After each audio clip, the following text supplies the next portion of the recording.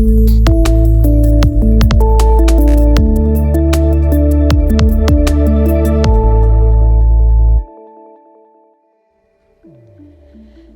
Philippines, the Pearl in the Orient, is one of the richest biodiversity areas in the world and is blessed with rich natural resources, lakes and rivers, beaches and corals, springs and waterfalls, and scenic wonders that have been converted into ecotourism sites that aim to preserve the environment, promote local cultures, and provide jobs and income to the people in the local communities.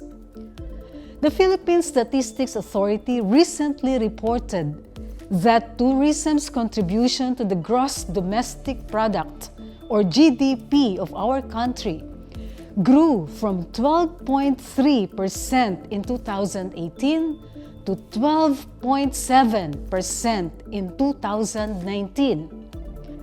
The report also noted that 14 out of 100 employed Filipinos were in the tourism-related industries.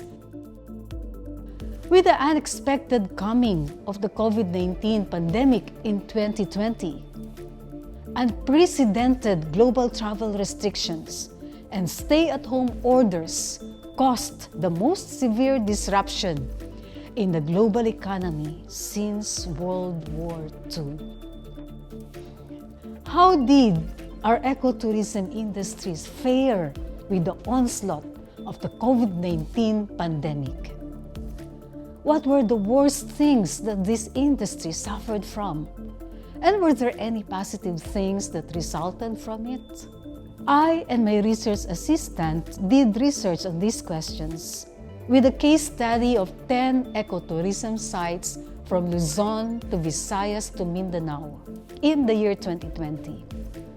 We made use of an impact assessment tool and conducted an online focus group discussion and an online focus group interview with tourism operations officers and ecotourism management officials and staff. We found out that the COVID-19 pandemic and the successive lockdowns resulted to tremendous losses in income and loss of livelihood of those working in the ecotourism industries and tourism-related enterprises. For millions of pesos of earnings, they had zero income during the months of GCQ or ECQ until they reopened in the latter part of the year 2020 to local tourists, but with greatly diminished income. On a positive note, the environment and the bioecology were able to rest from human disturbance. The water quality also improved.